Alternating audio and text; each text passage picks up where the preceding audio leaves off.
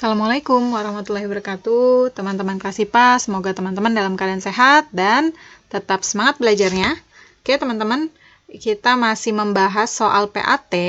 Nah, soal PAT ini adalah soal mandiri yang dibuat di sebuah sekolah untuk mata pelajaran IPA kelas 8 kurikulum 2013 yang diujikan pada tahun lalu. Ini bagian pertamanya, part pertama. Kita bahas dari nomor 1 sampai 10. Sebelum dimulai, kita buka dulu dengan basmalah. Bismillahirrahmanirrahim. Oke, ini penampakan soalnya ya. Jadi ini diujikan di 20 Juni 2019 tahun lalu. Oke, kita mulai dari nomor pertama. Perhatikan bagian-bagian organ pernafasan berikut. Oke. Urutan jalannya udara bila kita bernafas. Oke, jadi kalau kita nafas, pasti masuknya melalui dari hidung ya. Tuh. Dari nomor 2, jadi kita cek nomor 2 betul semua ya. Setelah itu dari hidung lanjut ke trakea, betul ya. Jadi 2 1. 2 1 berarti kemungkinannya antara B dan D. Oke. 2 1 habis dari trakea, cabangnya trakea. Jadi trakea atau tenggorokan punya cabang, nama cabangnya adalah bronkus. Jadi 2 1 4. 2 1 4 udah pasti yang ini betul ya. Dari bronkus, bronchiolus, lalu terakhir adalah alveolus di paru-parunya. Oke, teman-teman, gampang ya ini. Masih urutan jalan pernafasan. Next ke nomor 2. Organ nomor 3 ditunjukkan tanda panah memiliki fungsi. Oke, jadi ada gambar, nih masih sistem pernafasan. Organ nomor 3 ini berarti daerah hidung. Nah, fungsi hidung apa kita cek. Pertukaran oksigen dan karbon dioksida? Bukan ya. Ini adalah alveolus ya. Jadi ini tadi hidung. Nah, ini sementara bukan fungsinya hidung, tapi fungsinya alveolus. Penyaringan udara pernafasan. Gimana, betul nggak? Iya, betul ya. Jadi di hidung itu udara akan disaring dengan rambut-rambut yang ada di hidung. Oke, jadi yang biar supaya masuk ke dalam paru-paru nanti adalah udara yang bersih ya. Pengikatan karbon dioksida. Karbon dioksida ini diikat, karbon dioksida maupun oksigen itu diikatnya oleh hemoglobin ya, yaitu bagian yang ada di sel darah merah. Tuh, jadi hemoglobin ini adalah pigmen yang ada di sel darah merah atau eritrosit. Tuh, yang punya fungsi mengikat oksigen dan karbon dioksida. Penutupan saluran kerongkongan saat udara masuk. Oke, kerongkongan itu jalurnya pencernaan. Jadi kalau udara masuk, ada yang ditutup. Tuh, supaya udara itu nggak masuknya ke jalur pencernaan. Ya, sebaliknya kalau kita lagi makan, jalur di tenggorokan, jalurnya pernafasan itu ditutup dulu jalur udaranya. Jadi yang betul ini adalah yang B tadi. Nah, penutupan saluran kerongkongan itu namanya adalah epiglotis. Oke, gampang ya ini. Next ke nomor 3. Perhatikan gambar berikut. Ini masih sistem pernafasan ya. Jika udara pernafasan dihembuskan seperti ini, maka yang akan terjadi adalah, oke, ini kita lihat di sini ada air kapur, ya. Nah, kalau pengujiannya dengan menggunakan air kapur, ini berarti menguji karbon dioksida, tuh ya. Kita cek di sini yang karbon dioksida nih antara D dan A, kita cek ya. Jadi kita cek yang A, air kapur menjadi keruh karena bereaksi dengan karbon dioksida dari pernafasan. Betul ya? Jadi jawabannya yang A. Jadi membuktikan bahwa paru-paru kita benar nggak sih ngeluarin karbon dioksida? Nah, caranya kayak gini ya, dengan menghembuskan nafas atau mengeluarkan nafas pada air kapur, nanti air kapurnya jadi tambah keruh gitu. Next ke nomor 4, perhatikan pernyataan berikut. Oke, ada 4 pernyataan. Pernyataan yang tepat tentang penyakit asma. Oke, penyakit asma berarti ini masih penyakit pada sistem pernafasan. Disebabkan infeksi oleh Mycobacterium tuberculosa. Ini dari namanya udah ketahuan ya, dan ini mirip kayak di soal yang Indramayu ya, tapi beda cara penyajiannya. Ini penyakitnya namanya TBC. Terjadi penyempitan saluran pernafasan. Nah, betul ya, asma itu adalah saluran pernafasannya makin menyempit, makanya terasa bernafasnya itu sesak ya, sesak nafasnya. Memiliki gejala batuk pilek. Kalau gejala batuk pilek ini commonly-nya adalah flu biasanya ya. Penderitanya mengalami kesulitan bernafas ya, karena saluran pernafasannya menyempit, makanya jadi sulit nafasnya, sesak. Jadi jawabannya 2 dan 4. Oke, gampang ya, asma. Next, nomor 5 dan 6. Bagian pangkal tenggorokan yang berfungsi menjaga lubang pangkal tenggorokan dari kemasukan benda yang ditelan. Oke, ini tadi di nomor 2 ya, kalau nggak salah sebelumnya malah sudah dijelaskan. Jadi, menghindari kemasukan benda, tuh akan ada katup yang membuka dan menutup, nanti dia yang ngatur. Nah, ini namanya disebutnya epiglotis ya.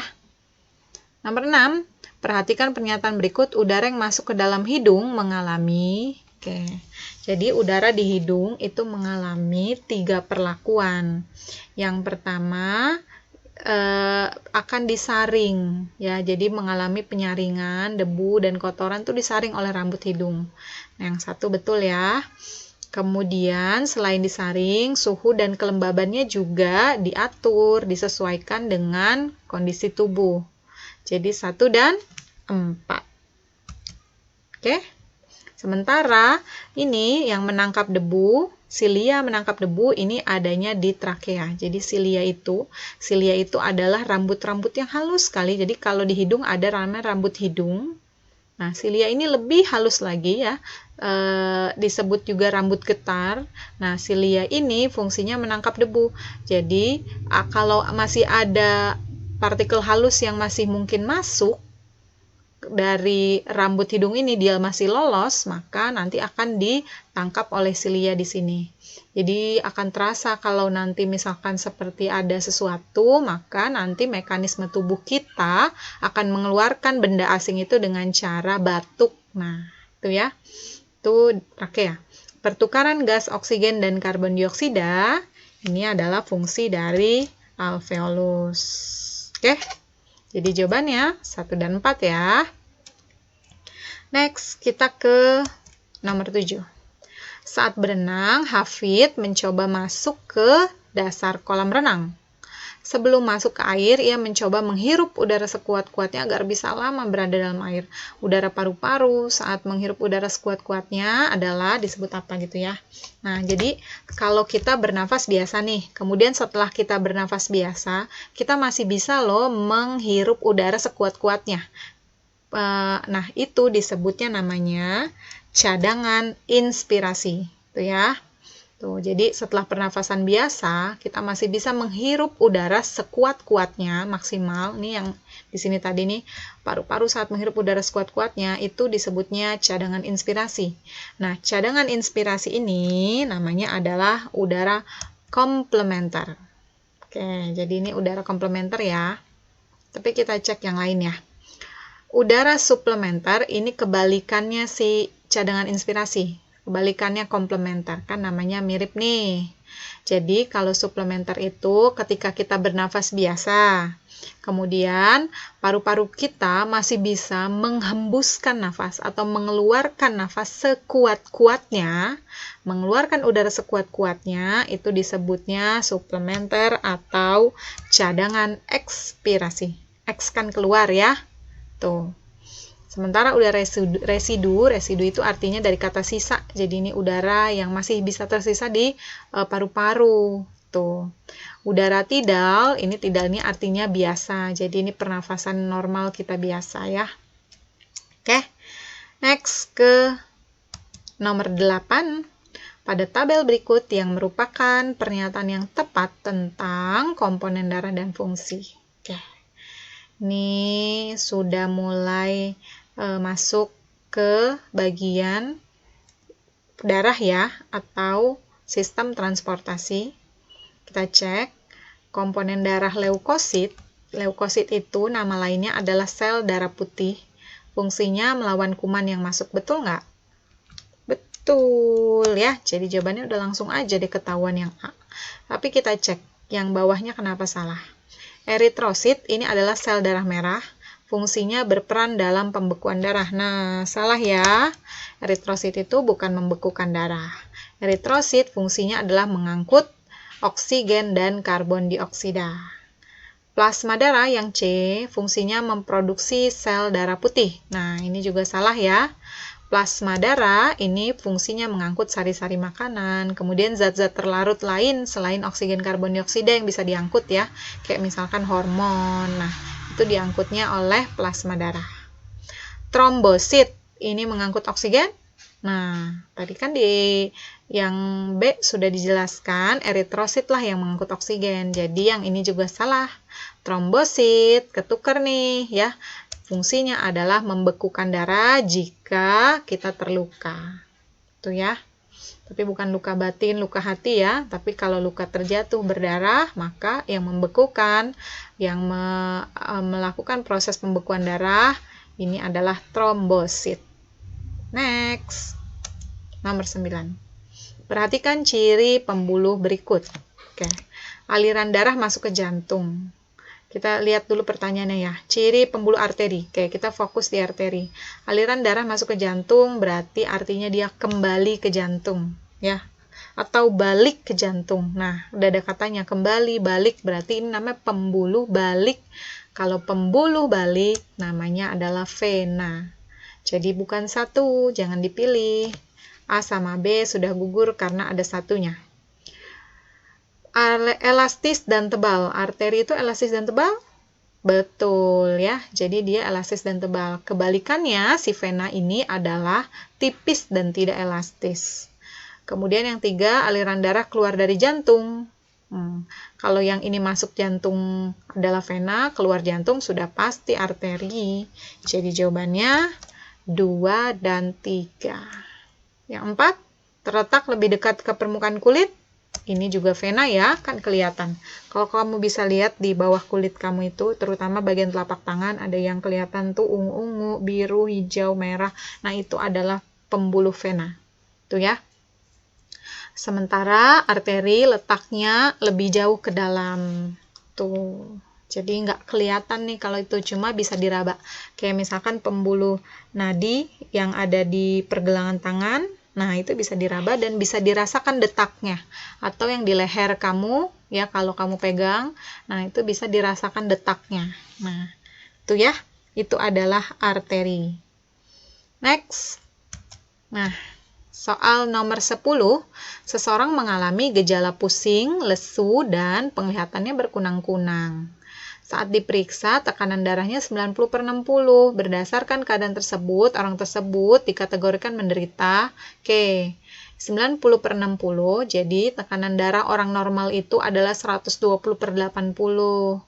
Nah, kalau udah 90/60 ke bawah, itu namanya rendah. Maka disebutnya tekanan darah rendah atau hipotensi. Itu ya. Nah, kita cek yang lain. Hemofilia apa sih? Jadi ini adalah penyakit pada sistem peredaran darah ya.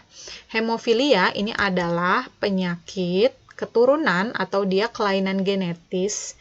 Nah, ini darahnya tuh sukar membeku.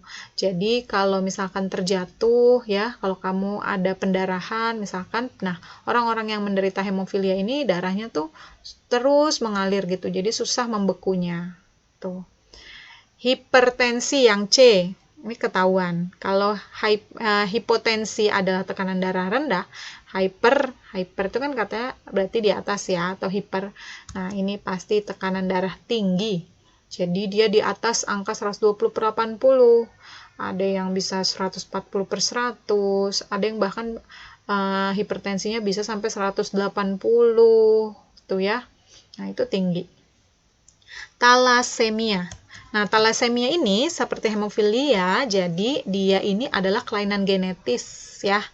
Kelainan genetis itu artinya penyakit turunan atau penyakit bawaan gitu. Nah, thalassemia ini penyakit genetis di mana hemoglobinnya itu, jadi ada beberapa hemoglobinnya yang tidak bisa berfungsi dengan normal. Padahal tadi kalau teman-teman di slide sebelumnya dikatakan ya, hemoglobin ini yang ada di sel darah merah, ini fungsinya adalah mengikat oksigen dan karbon dioksida. Makanya orang-orang talasemia ini kelihatannya jadi seperti orang yang dia akan mengalami anemia terus-menerus gitu ya. Jadi terasanya kekurangan darah karena hemoglobin untuk mengikat oksigen ini tidak bisa berfungsi dengan normal. Tuh, ya. Oke, teman-teman. Ini sudah nomor 10, jadi kita sampai di sini dulu part pertamanya, nanti kita lanjutin di part kedua. Semoga bermanfaat. Jika engkau tidak menyibukkan diri dengan kebaikan, maka setan akan membuatmu sibuk dengan keburukan. Ini kata Imam Syafi'i. Kelas IPA, alhamdulillahirrabbilalamin. Mohon maaf apabila ada salah. Assalamualaikum warahmatullahi wabarakatuh.